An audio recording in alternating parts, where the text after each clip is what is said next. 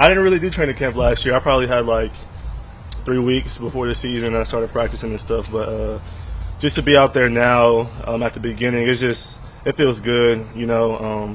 Yesterday, but when we went on the field, I told the offense, like, let's set the standard, and Aaron said you set the standard. So, like, just hearing that stuff from guys like him has meant a lot to me. It lets me know that, like, I'm one of the guys on the team. I'm one of the guys that does set the standard. So it's been cool to be out there. Whenever somebody talks about an O-line, I just smile because I'm like I feel like I'm blessed because I'm around all these guys. But just seeing Tip's growth from last year.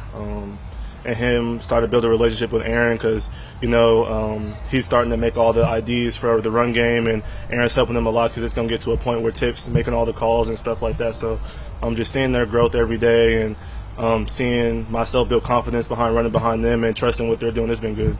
It's just different. Like last year, you're dealing with like being sore all the time, like stuff like that. Like now, my knee doesn't bother me at all or anything. So this feels like back to normal.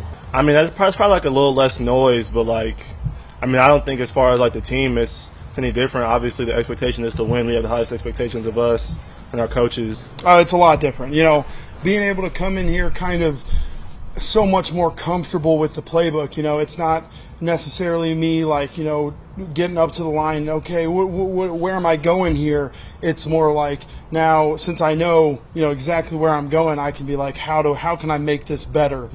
How can I make my technique, something that can help my guards out, help, the tackles? How can I communicate in a way that's going to help all the guys all the way down the line get on the same page? So that's something that's just been huge for me. And I think that's a testament to what we did in OTAs. Yeah, I definitely want that role, and I think that comes with just being a center. That's kind of something kind of the aspect of center that I've always loved. It's just having that extra stuff on your plate.